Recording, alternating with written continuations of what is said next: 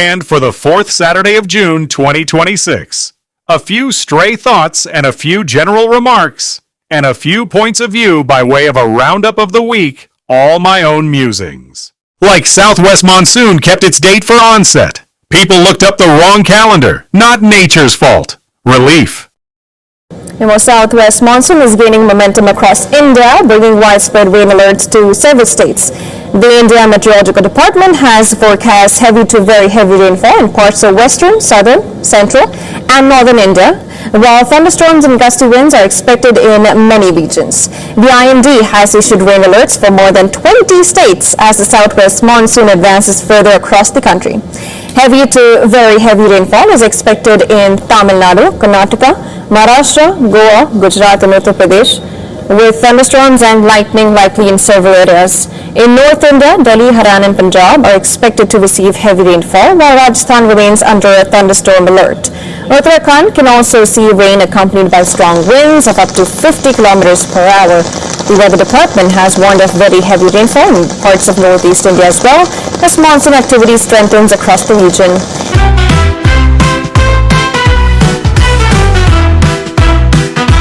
Like 22 lakh students and 44 lakh parents heaved a sigh of relief as NEET exam went off neatly. 3 मई की NEET परीक्षा रद्द होने के बाद आज यानी 21 जून को लाखों छात्रों ने फिर से परीक्षा दी और इसमें आज उन्हें पीएम मोदी का भी साथ मिला। पीएम मोदी ने दिल्ली एयरपोर्ट से अपनी रवानगी करीब 45 मिनट के लिए रोक दी ताकि नीट यूजी री एग्जाम देने जा रहे छात्रों को परीक्षा केंद्रों तक पहुंचने में किसी तरह की परेशानी ना हो। आधिकारिक जानकारी के मुताबिक प्रधानमंत्री दोपहर करीब 1:15 पर दिल्ली एयरपोर्ट पहुंचे थे, लेकिन अपने आवास के लिए तुरंत रवाना होने के बजाय उन्होंने एयरपोर्ट पर ही रुकने का फैसला किया क्योंकि नीट की परीक्षा दोपहर 2 बजे से शुरू होने वाली थी। इंडिया टुडे की रिपोर्ट के मुताबिक अधिकारियों ने बताया कि ये फैसला इसलिए लिया गया ताकि दिल्ली में ट्रैफिक व्यवस्था सुचारू बनी रहे। उस समय हजारों छात्र अपनी अपनी परीक्षा केंद्रों की ओर जा रहे थे, इसलिए ये सुनिश्चित किया गया कि उन्हें रास्ते में किसी तरह की कोई भी परेशानी ना हो।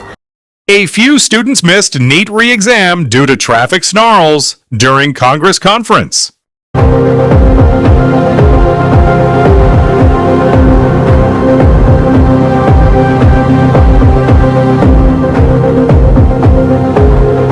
ಇವತ್ತು ನೀಟ್ ಎಕ್ಸಾಮ್ ಡೇಟ್ ಇದೆ ಅಂತ ಗೊತ್ತಿದೆ ಆದ್ರೂ ಈ ತರ ಕಾಂಗ್ರೆಸ್ ರ್ಯಾಲಿ ಹಾಕೊಂಡು ಮಕ್ಕಳು ಭವಿಷ್ಯ ಏನು ಹಾಳು ಮಾಡ್ತಾ ಇದ್ದಾರೆ ಇವರು. This is the core area, central area, okay, central district, and the function is happening just 100-200 meter from here.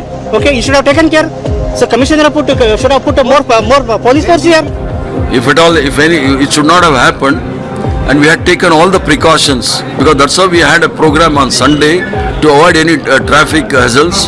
And if for some reason some children might have not able to reach, I don't know the reason, but we will send a Congress team to find out what kind of hardship they have felt. If there's anything we can compensate, we will compensate. 1 year lost. How can this be compensated? Sanglikars Weekly, the ink never dries. Sanglikars Weekly, it's all here for you.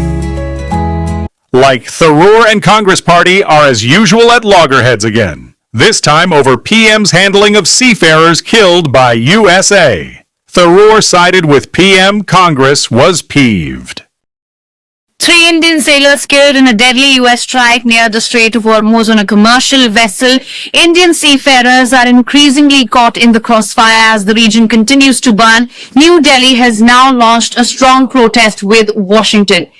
Excellency, हम हमेशा कहते रहे हैं कि freedom of navigation सुनिश्चित होना चाहिए और इस पर हम सब ने मिलकर के बल देना चाहिए। India has consistently emphasized the importance of ensuring freedom of navigation, and we should work together and place a particular emphasis on that. Excellency, आप जानते हैं कि मैरीटाइम ट्रेड की दुनिया में भारत के लाखों सीफेरर्स आज दुनिया के अलग अलग समुद्र में अपनी सेवाएं दे रहे हैं, विश्व की प्रगति में बहुत बड़ा योगदान दे रहे हैं और मैं समझता हूं कि उनकी सुरक्षा भी उतना ही महत्वपूर्ण है।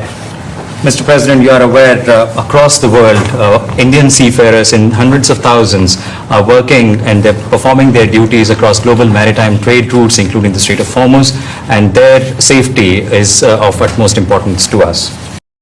For all those questioning what has happened to the India-USA trade deal and who did not get a clear answer for a very long time, tremendous clarity has now come out on where it stands. And this clarity is accompanied with clear description of what has happened behind the scenes.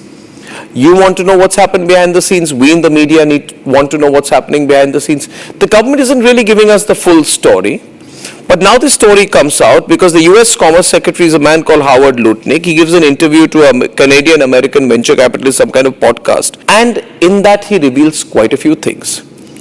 He says that America gave a deadline to our Prime Minister Narendra Modi. Can you believe it? They gave a deadline and he says the whole thing was set up. But let's be clear, it's his deal. They said it's Trump's deal. Trump is the closer. He is one who has to close the deal. You had to have Modi call the president. And they gave a time and they gave a Friday deadline for our Prime Minister to call Trump and agree to a deal that is as arrogant as you can possibly get, that is as unacceptable as you can get. You're dealing with the world's most populous country. You're dealing with a country which is the fourth largest economy in the world, soon to be third. You're dealing with a country that is the world's largest democracy, and you are giving a deadline and you are going on air on a podcast and saying we give a Friday deadline to have the Indian Prime Minister call the US President, and he says they were uncomfortable doing it. In other words, the Indian side was uncomfortable with it, and he says Modi did not call.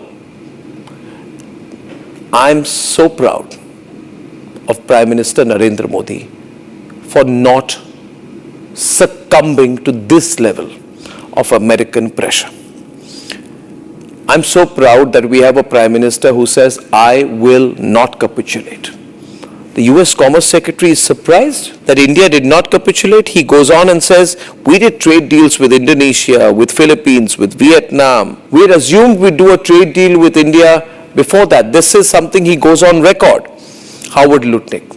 However, what Howard Lutnick and Donald Trump did not factor is that India is India. India is not the UK, not the Indonesia, not the Philippines, not Vietnam, and not even Japan. Not even Japan or Korea. Especially not Japan, which signed the deal and is clearly uncomfortable with what it has done in retrospect. When the Prime Minister of India decides something, he is going to decide everything based on national interest. At least we can say this about our present Prime Minister Narendra Modi, that he is not going to do anything which he believes is inimical to national interest. And now, therefore, ladies and gentlemen, we need to understand, because we have a backroom story. The Prime Minister put national interest first. Narendra Modi could have agreed. He could have said, okay, I'll build a long-term relationship with Donald Trump. But what the Prime Minister said at that point of time, the Prime Minister said, we build our energy needs. We have to get our affordable energy. We have to be independent.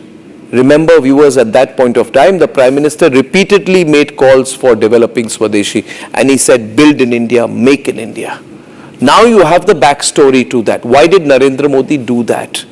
Because Narendra Modi was put under pressure by the Americans, who are now saying that we want to do the deal with India, but we expected them to sign immediately after Keir Starmer signed the deal with us. Now imagine the strength of our present government, that we did not just not agree to sign the deal on their terms and on their date.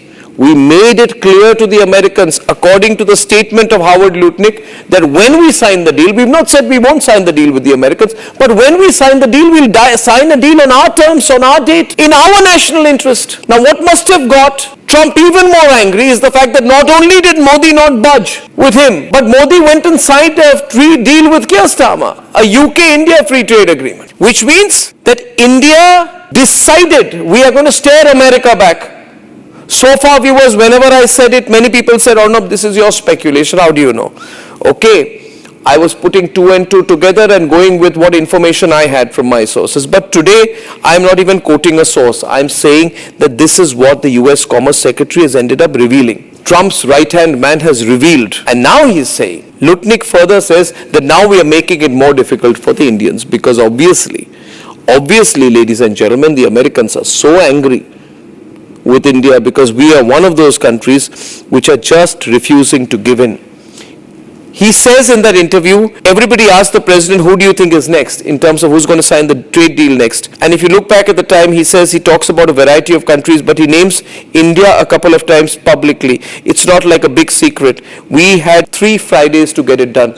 So the Americans are saying that they gave 3 Friday deadlines to India to sign the deal they wanted.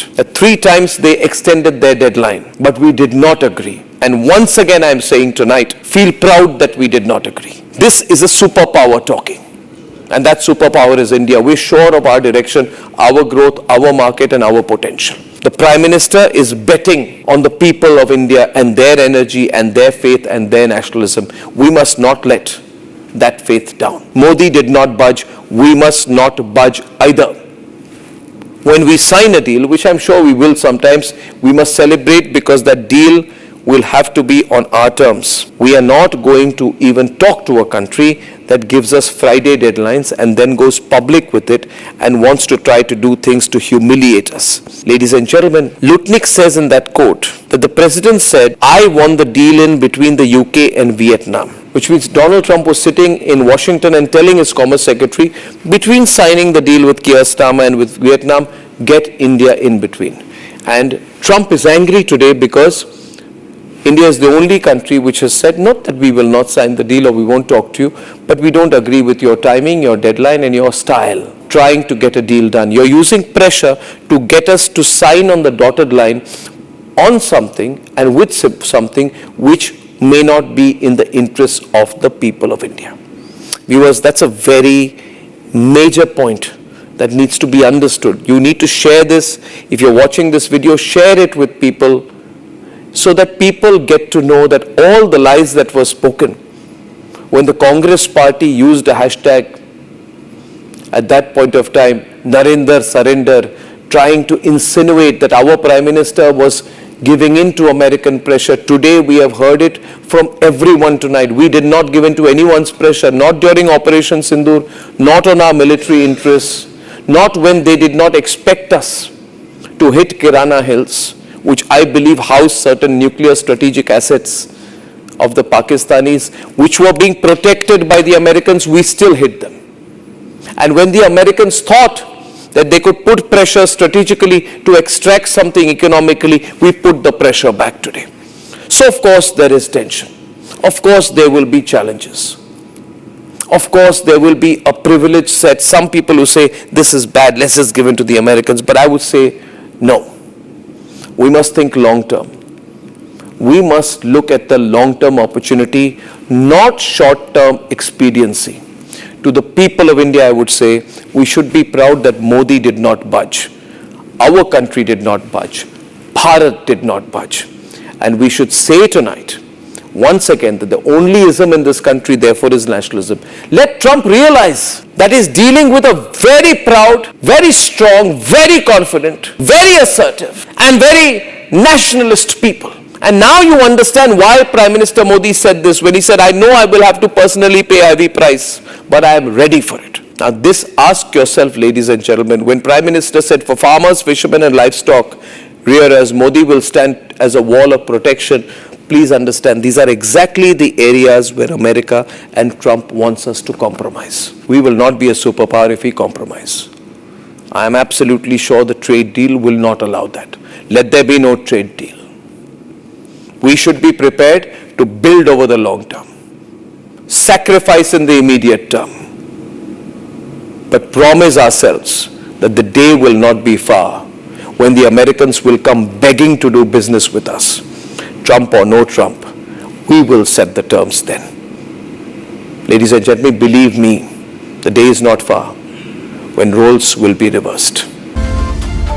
You are watching Sanglikar's Weekly. Like TNC MVJ is in trouble over a birthday cake given to him by girlfriend Trisha. Is VJ naive or Trisha?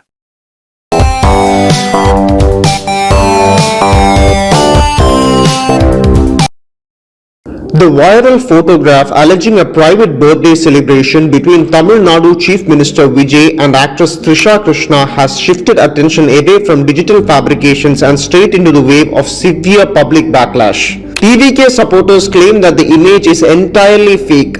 The controversy has ignited intense criticism aimed directly at Vijay's integrity. Detractors and political opponents have seized the moment to accuse the leader of gross hypocrisy, pointing out a stark contradiction between his public declarations and his alleged private actions. Specifically, Vijay faces heavy scrutiny for seemingly breaking his solemn, well-publicized promise to completely abstain from birthday celebrations and cake cutting out of respect for the families affected by the recent tragic ammonia gas leak deaths. The fallout from the incident highlights the unforgiving nature of public accountability. Critics argue that making performative promises of solidarity with grieving citizens only to turn around and engage in private indulgence reveals a massive disconnect from ground realities. The speed and the scale of the outrage demonstrate how easily a leader's perceived moral compromise can be weaponized.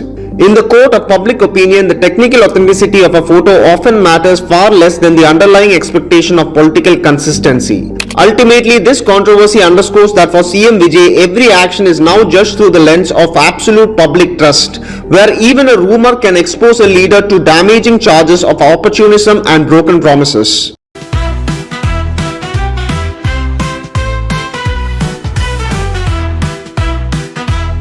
Like, DMK is demanding FIR against Congress Cabinet Minister Vishwanathan in Tamil Nadu over alleged molestation of a minor girl. Revenge. Tamil Nadu Minister for Higher Education P. Vishwanathan's behavior with minors has landed him in a major political controversy. The incident, which reportedly took place during an official event, has triggered sharp criticism from the opposition. The minister is from the Indian National Congress and is a key ally of the TVK, of course, as part of the government as well. Vishwanathan was attending a program organized for children. The controversy erupted when visual footage surfaced showing the minister allegedly touching the legs of young girls while greeting them.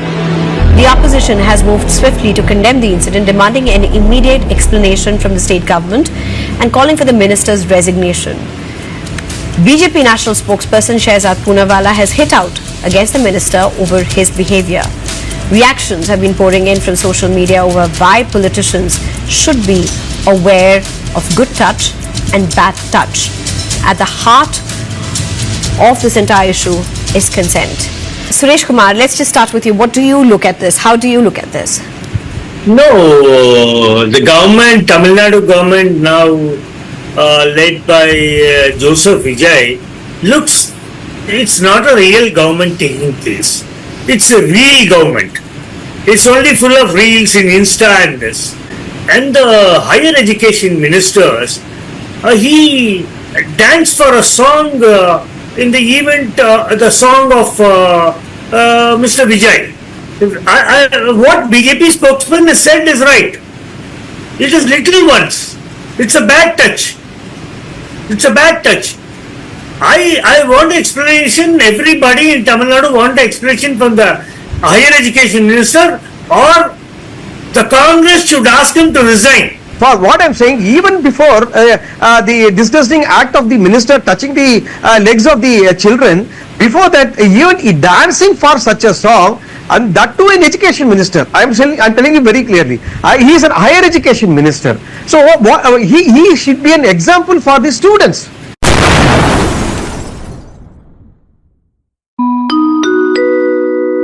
Like Rajnath Singh's son Neeraj is on the rise. Appointed Vice President of BJP's in Uttar Pradesh unit. Sunrise. विधानसभा चुनाव से पहले UP में गुरुवार को भाजपा की नई team का ऐलान कर दिया गया। 64 पदाधिकारियों की इस लिस्ट में 52 लोगों को प्रदेश कार्यकारिणी यानी प्रदेश टीम में जगह मिली है। इनमें 19 उपाध्यक्ष, 19 मंत्री, 8 महामंत्री और 6 मोर्चा अध्यक्ष हैं। इसके अलावा 6 क्षेत्रीय उपाध्यक्ष, 3 कार्यालय मंत्री और 3 अन्य पदाधिकारी भी बनाए गए हैं। इस सूची की सबसे खास बात यह है कि रक्षा मंत्री राजनाथ सिंह के छोटे बेटे नीरज सिंह की भी प्रदेश टीम में एंट्री हुई है। उन्हें उपाध्यक्ष बनाया है। यूपी बीजेपी का प्रदेश उपाध्यक्ष बनाए जाने के बाद नीरज सिंह ने मीडिया से बात करते हुए क्या कहा, आइए आपको सुनाते हैं। मैं सर्वप्रथम अपने नेतृत्व को, संगठन को आभार व्यक्त करना चाहता हूं। मुझ जैसे साधारण कार्यकर्ता पर उन्होंने विश्वास व्यक्त किया है। माननीय प्रधानमंत्री नरेंद्र मोदी जी के नेतृत्व में, यशस्वी मुख्यमंत्री योगी आदित्यनाथ जी के नेतृत्व में जो सरकार चल रही है, उनकी कार्यक्रमों योजनाओं को पूरे समर्पण भाव से, सेवा भाव से हम जन जन तक पहुंचाने का काम करेंगे। आज के दिन मैं अपने प्रदेश अध्यक्ष आदरणीय पंकज चौधरी जी, हमारे प्रदेश महामंत्री संगठन आदरणीय धर्मपाल जी, उनका भी आभार व्यक्त करना चाहता हूं जो उन्होंने यह अवसर दिया है। पार्टी बूथ स्तर तक इकाई गठित हो जाए और हर एक इकाई पूरी तरह से संचालित रहे।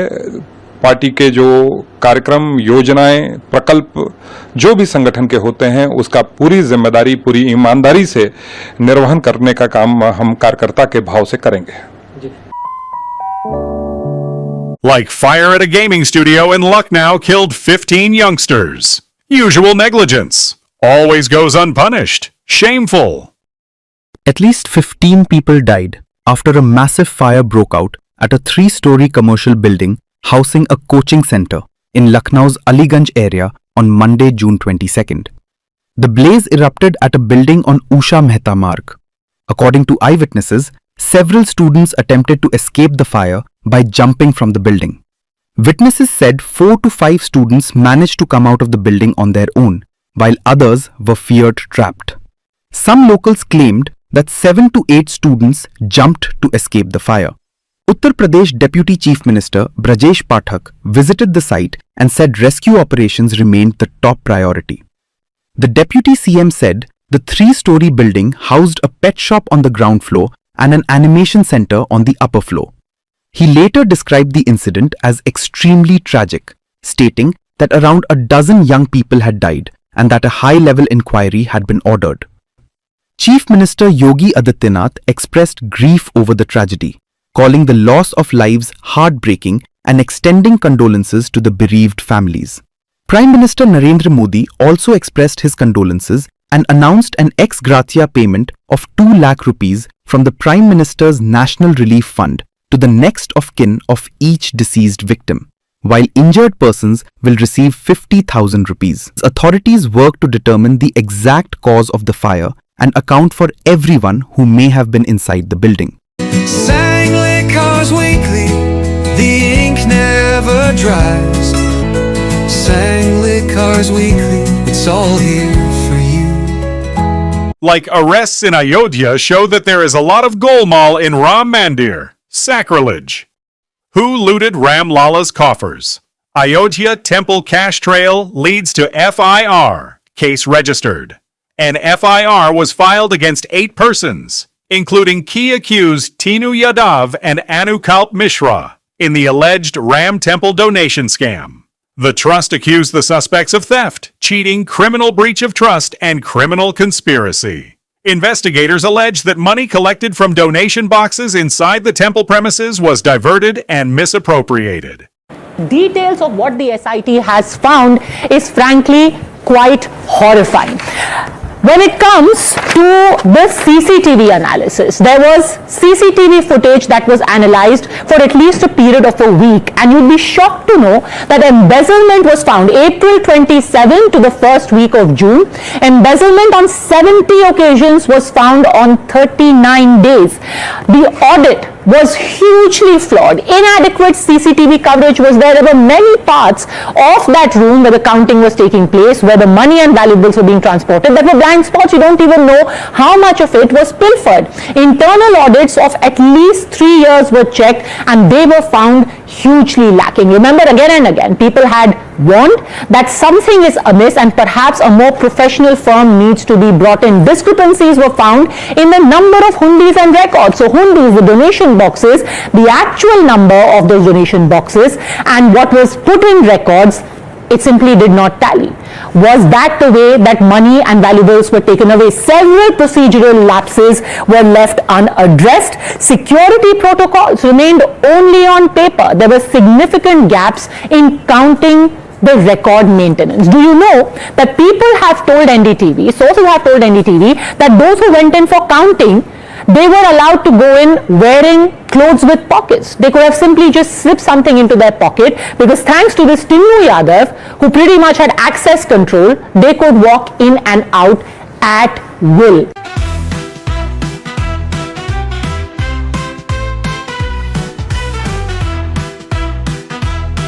A road renamed. A history lesson unleashed. Kolkata's iconic Sohrawardi Avenue is now Gopal Mukherjee Road.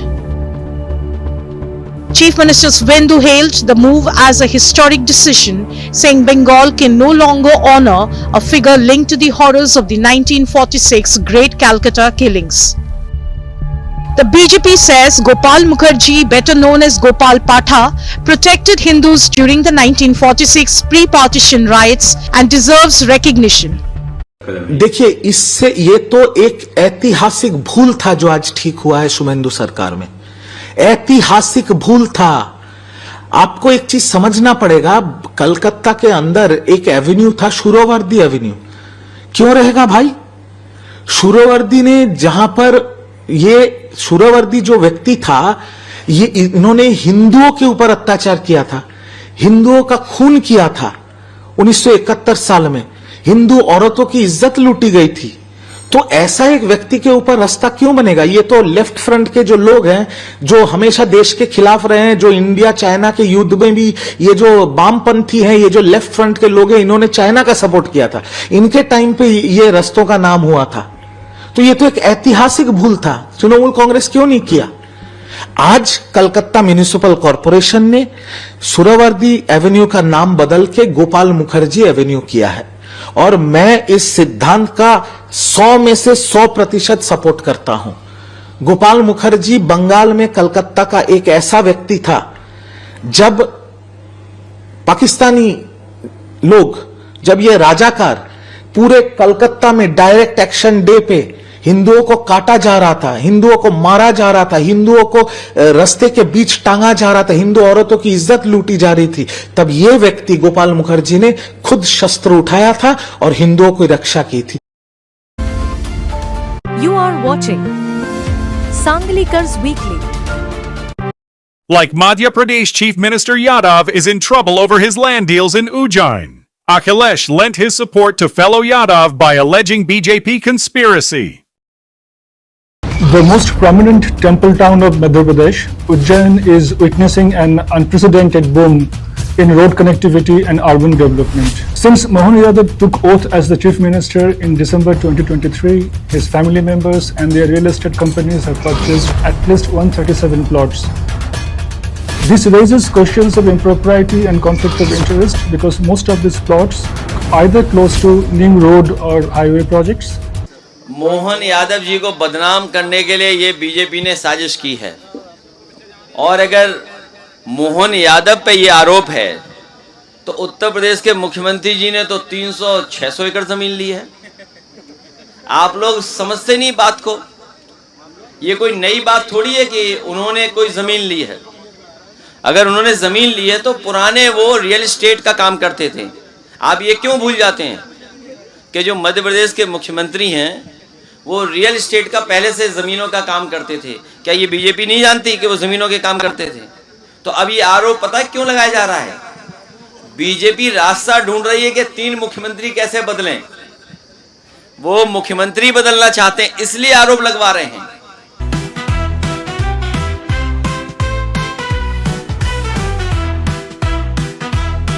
Like Mehbooba Mufti attended thread ceremony of some Kashmiri pandits and appealed to KP brethren to return to Kashmir. Didn't she earlier say there was no ethnic cleansing in Kashmir?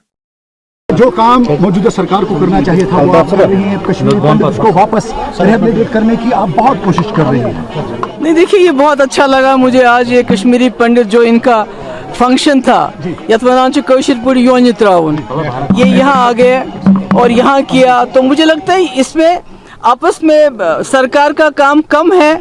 हमारे जो यहाँ मुसलमान भाई हैं जो कश्मीरी पंडित हैं उनका ज़्यादा रोल इसमें बनता है। मैंने पहले भी कहा कि हम एक ही हैं, हम अलग अलग नहीं हैं, और मैं गुजारिश करूंगी हमारे जो कश्मीरी पंडित भाई हैं वो भी पीछे मुड़ के देखना छोड़ दें। आगे देखें, मुस्तकबिल की तरफ देखें।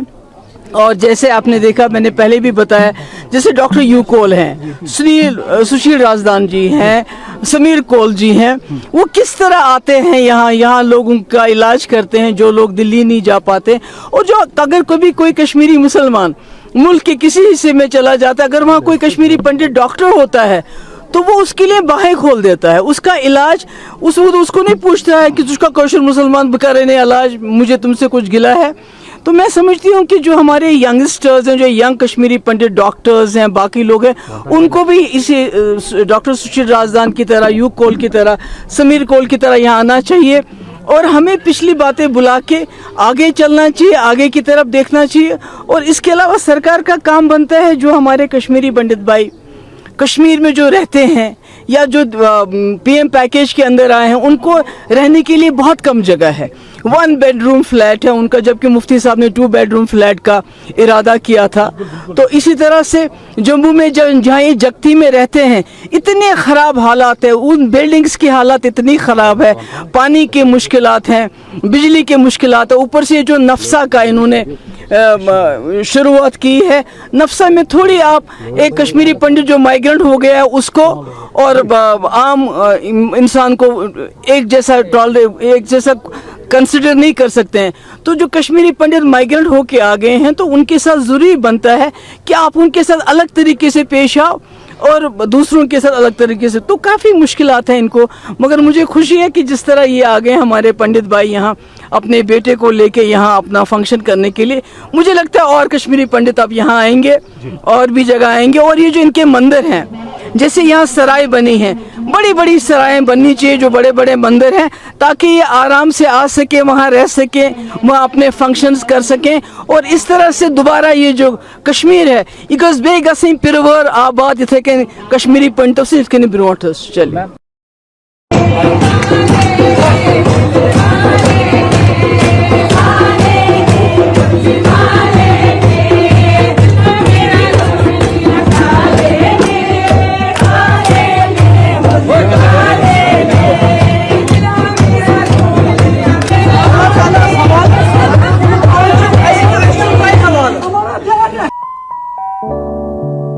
Like Sana Malik, BJP ally, NCP, Ajit Pawar faction corporator from Mumbai, demanded that India follows Pakistan model and enforces Sharia law in India.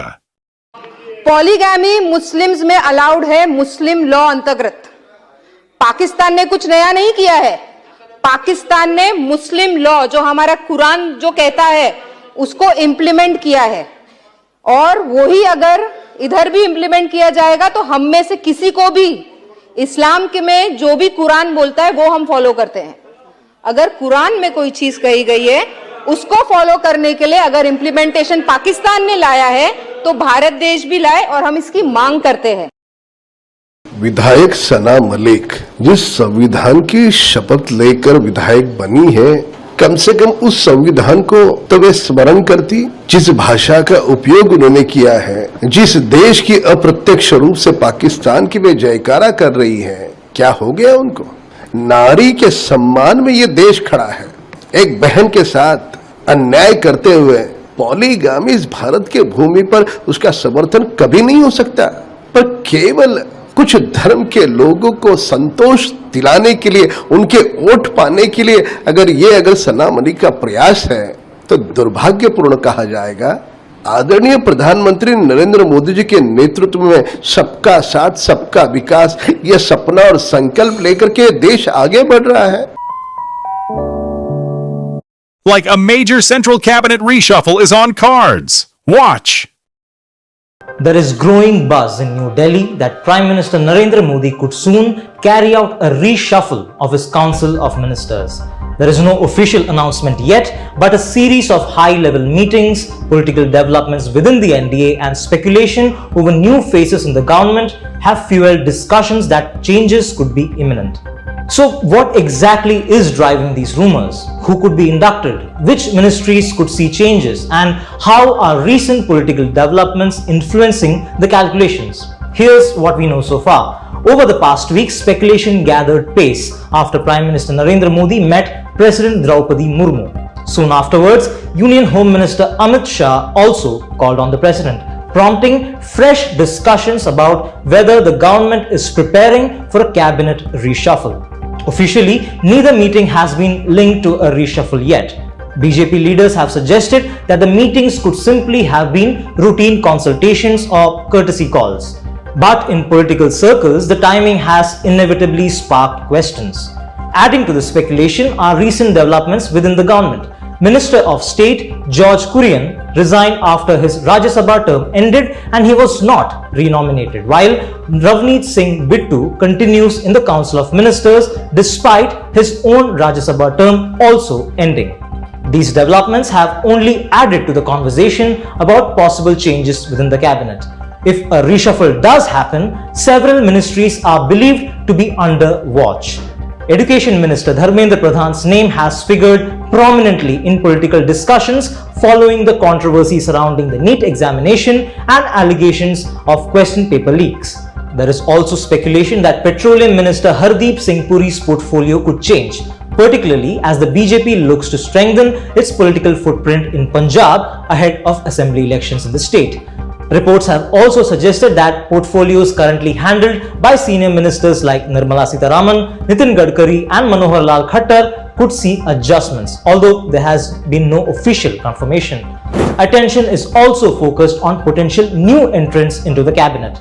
Among the names being discussed is Shrikant Shinde, the Lok Sabha MP and son of Maharashtra Deputy CM Eknath Shinde. His political profile has grown significantly following the recent split in the Shiv Sena UBT, where 6 MPs crossed over to the Shinde-led faction in what was referred to as Operation Tiger. Former Bihar Chief Minister Nitish Kumar's name has also surfaced in political speculation, along with former RBI Governor Shaktikanta Das, although we are still awaiting confirmation on these speculations. There is another interesting political dimension to this saga.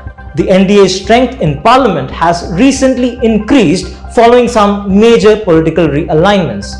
20 rebel TMC MPs have announced support for the NDA after breaking away from Mamata Banerjee's party, while the Shiv Sena led by Eknath Shinde has also expanded its strength following the latest defections from the Uddhav Thackeray camp. These developments have led to questions over whether the newly strengthened allies will seek greater representation in the union cabinet. Political observers believe some of these groups may press for ministerial berths, especially considering that other NDA allies like the Telugu Desam Party and the JDU already have representation in the cabinet.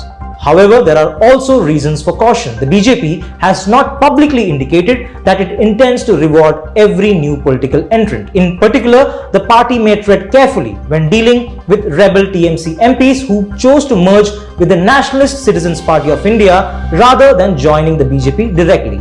Beyond the cabinet itself, there is speculation that changes could also extend to appointments and responsibilities within the BJP, especially with assembly elections scheduled in several states over the next couple of years.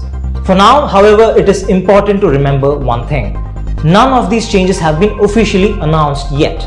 The government has remained silent and senior BJP leaders have cautioned against reading too much into routine meetings in Delhi. But if a reshuffle does take place, it is unlikely to be just an administrative exercise. It would reflect the BJP's broader political strategy, which is balancing allies, rewarding performance, strengthening representation in key states, and preparing for the next phase of governance before crucial assembly elections and the road to the 2029 general elections. You are watching Sanglikar's Weekly.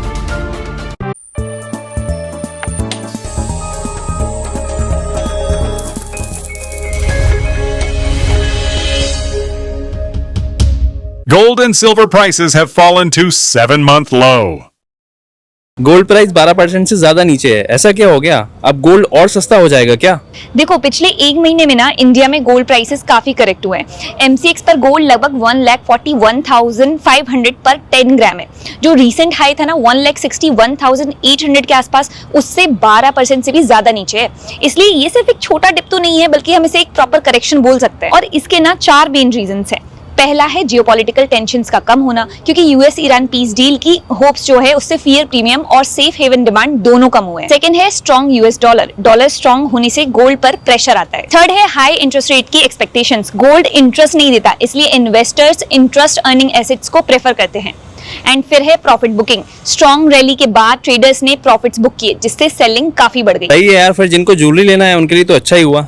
हाँ देखो, India ना world की largest gold consuming markets में से एक है, तो jewellery buyers के लिए ये पॉजिटिव हो सकता है। लेकिन गोल्ड लोन कंपनीज पर प्रेशर भी आ सकता है, क्योंकि क्या होगा, गिरवी रखा हुआ जो गोल्ड है उसकी वैल्यू कम हो जाती है। लेकिन दूसरी तरफ जो ज्वेलरी कंपनीज हैं उनके लिए पॉजिटिव भी हो सकता है, क्योंकि महंगा गोल्ड डिमांड कम करता है, जबकि अभी क्या हुआ है, लोअर प्राइसेस हुए हैं, इससे बायर्स जो हैं वो वापस आ सकते हैं। इसलिए टाइटन, कल्याण ज्वेलर्स और सेंको गोल्ड जैसी जो कंपनीज हैं उनके लिए सिर्फ सस्ता गोल्ड नहीं, स्टोर का फुटफॉल, वेडिंग डिमांड और सेल्स वॉल्यूम ज्यादा इंपॉर्टेंट है। लेकिन अब एक कंडीशन भी है यहाँ पर कि गोल्ड जो है वो पहले ही काफी रैली कर चुका था, तो इसलिए करंट प्राइस भी काफी सारे बायर्स को हाई लग सकता है। इसलिए हम ये नहीं कह सकते कि डिमांड एकदम से वापस आएगी या नहीं, हो सकता है डिमांड धीरे धीरे ही वापस आए। फिर मैं क्या करूँ, अभी गोल्ड में इन्वेस्ट करूँ या नहीं? देखो, लॉन्ग टर्म इन्वेस्टर्स के लिए ये करेक्शन जो है वो ग्रेजुअली गोल्ड एलोकेशन बढ़ाने का मौका हो सकता है, लेकिन सिर्फ प्राइस गिरने की वजह से बाय मत करो। अगर यूएस डॉलर स्ट्रॉन्ग रहा, इंटरेस्ट रेट्स हाई रहे या फिर जियोपॉलिटिकल टेंशंस फिर से बढ़े तो वोलेटिलिटी और आ सकती है। सो डिसीजन एक्साइटमेंट से नहीं लेना है, आपको लॉन्ग टर्म पोर्टफोलियो एलोकेशन के हिसाब से ही लेना है। और फिलहाल आपको इन 5 चीजों पर नजर रखना है। पहला है US dollar, strong dollar gold के लिए नेगेटिव होता है। दूसरा, US interest rates, high rates gold sentiment को वीक कर सकते हैं। थर्ड है Indian jewellery demand, lower prices से डिमांड बढ़ती है या नहीं। फोर्थ है गोल्ड लोन कंपनीज, कोलेटरल और एलटीवी पर मैनेजमेंट क्या कह रहा है। एंड फिफ्थ है gold ETF flows, investors dip buy कर रहे हैं या फिर गोल्ड से पैसा निकालने वाले हैं। Gold is down 30% from its life high and everyone's asking the same question. What do I do now? And Bank of India won 100 crore rupees case against Nirav Modi. Achievement. Now, in a big setback for fugitive diamond trader Nirav Modi, as a London court has directed him to pay over 100 crore rupees to the Bank of India. The London Circuit Commercial Court, in its ruling by Justice Simon Tinkler, has held Nirav Modi personally liable under a guarantee he signed in 2012 for a loan given to his Dubai-based firm Firestar Diamond FZE. The court ruled in favor of the Bank of India, stating that the personal guarantee was valid and enforceable and that Nirav Modi is responsible for repaying the outstanding dues after the borrower defaulted. The case stems from a loan facility that was later recalled following the 2018 Punjab National Bank fraud allegations, which severely impacted the Firestar Group's financial health. Like Cred founder Kunal Shah is appointed global head of WhatsApp. Good. Indian origin CEOs already lead some of the world's biggest companies. And now you can add one more name to that list, Kunal Shah. Meta is making a nearly $1 billion bet on the Indian entrepreneur, and this isn't just buying a stake in his company. It is also handing him the keys to WhatsApp. You heard that right.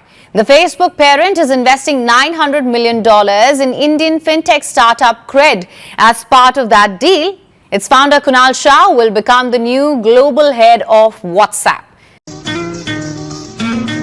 Like, do you know that FCRA amendments in India are giving stomachache to senators in USA? Why is opposition not protesting? Bharat में अब तक किसी भी NGO को विदेशी दान लेने के लिए केवल अपना पंजीकरण एफसीआरए के तहत कराना होता था और वो विदेशों से स्वतंत्र तौर पर दान ले सकता था, उसका इस्तेमाल अपने निर्धारित उद्देश्यों के लिए कर सकता था।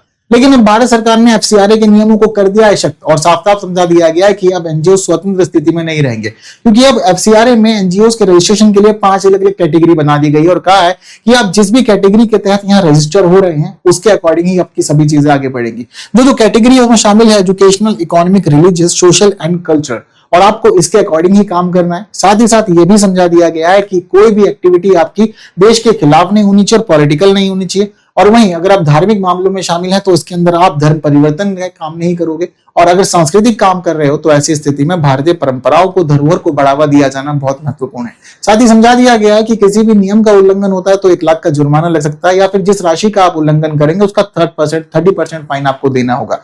इसी घटनाक्रम के साथ साथ सर्टिफिकेशन के नियमों को भी बदल दिया गया है। अब सर्टिफिकेट के ऊपर एग्जैक्टली आपके उद्देश्य, कार्य और आपका कार्य क्षेत्र, वो सभी चीजें मेंशन होंगी, और कोई भी व्यक्ति उससे अलग हटके काम करेगा तो उसको भी उल्लंघन माना जाएगा। और किसी का भी नाम अगर गैर कानूनी गतिविधि या राष्ट्र विरोधी गतिविधियों में आएगा तो स्थिति चिंताजनक उसके लिए बहुत ज्यादा है और परेशानियां बहुत ज्यादा बढ़ सकती है। The amendment bill proposed a designated authority to manage assets of NGOs whose FCRA registration is cancelled or surrendered. So what are the main changes in this bill? The first one is, as you rightly mentioned, about designated authority. This designated authority will be a government appointed person or a body. It's not clear yet. This official will have the powers of a civil court.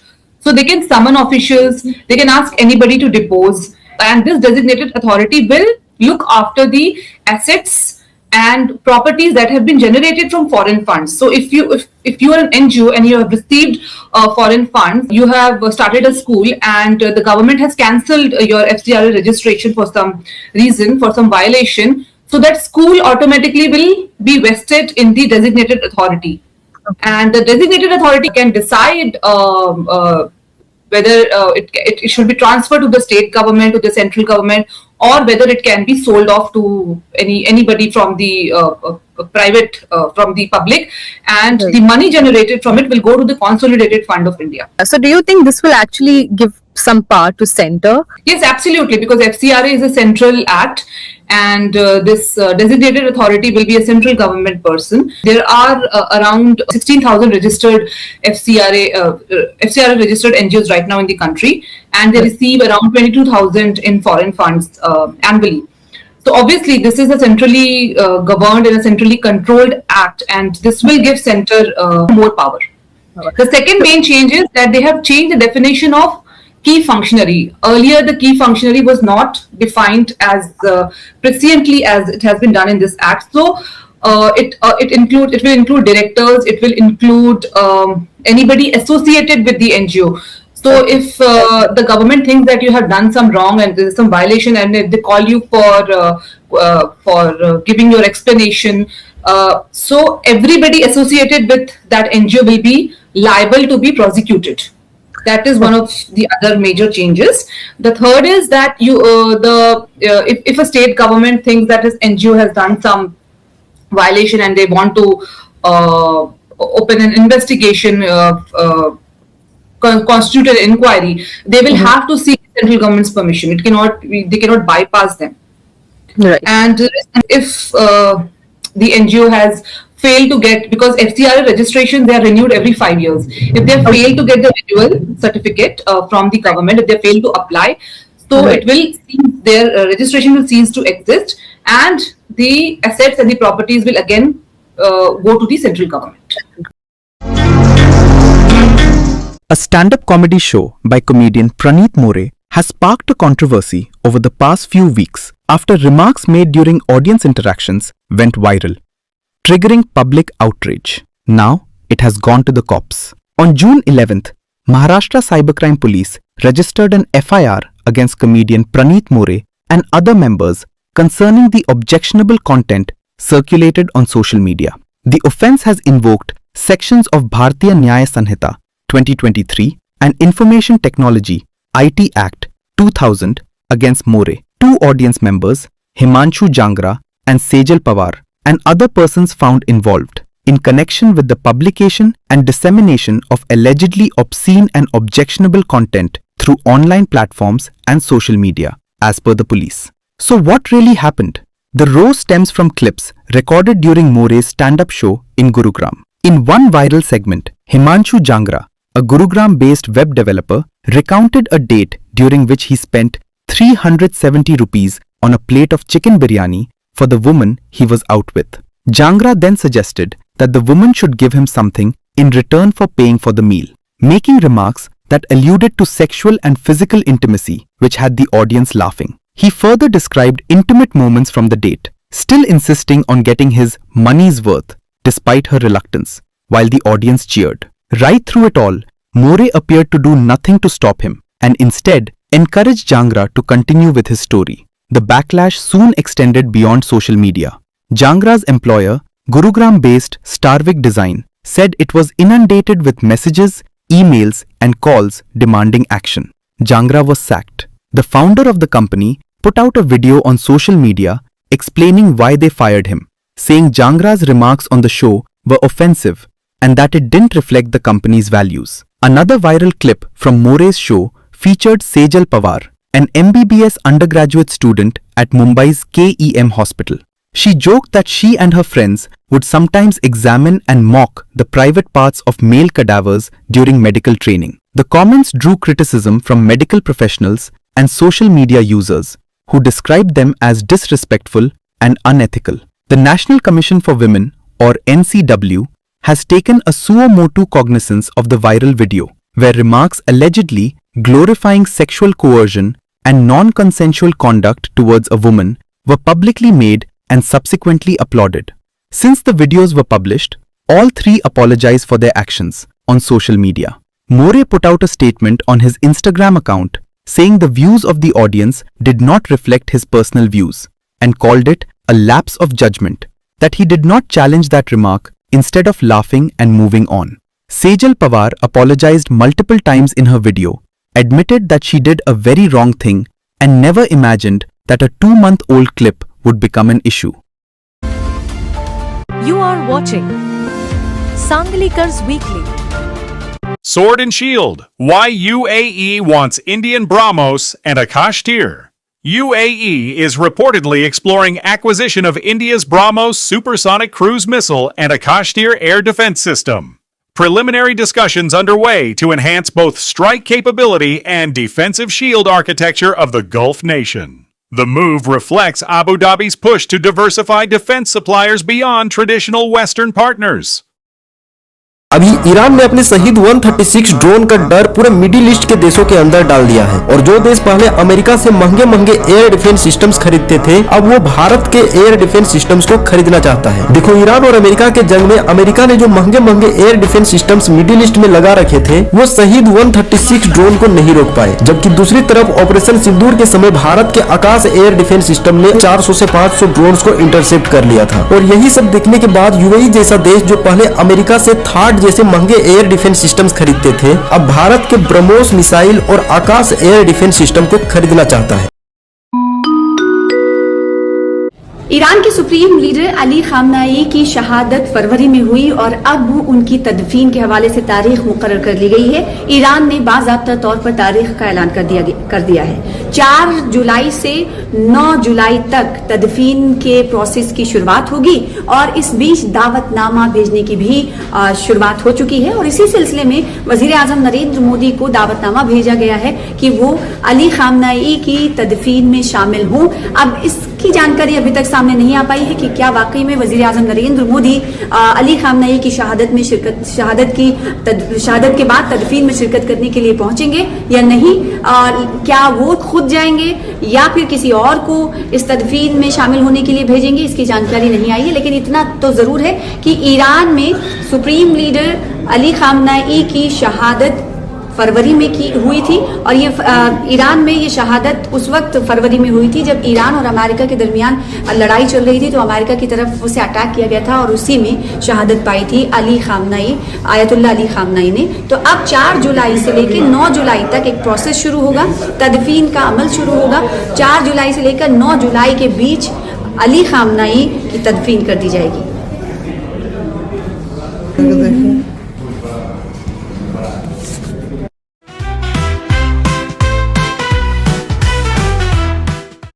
India wants to hold the 2036 Olympics. But is it a golden opportunity or a risky gamble? It has started a debate. The government says that hosting the Olympics will boost India's global standing, celebrate Indian culture and create jobs. But there are concerns. $7.4 billion. That's how much it's going to cost India to host the Olympics. And it has raised alarm bells because of past experiences. Greece and Brazil both hosted the games and faced economic slowdowns soon after. While some cities like Barcelona thrived after hosting the Olympics, others like Athens struggled for years. The money would go into not just building stadiums, but housing, transport and infrastructure to support millions of visitors. But here's the catch. Only 30% of the Olympic sports will use existing facilities. The rest will have to be built from scratch. Take the 2010 Commonwealth Games. India built big, but many of those facilities now lie underused. Some major countries like Russia and the US have already backed out of bidding for 2036, citing high costs. A question asked by double Olympic champion and American hurdler Edwin Moses recently sums up the debate. Is India's 2036 Olympics bid building sports or making a global statement? It's in our culture to not touch anything with our feet. Otherwise we would have been number one in football. But we love to pull others' legs. So that's why we are number one in kabaddi. Part 2 follows.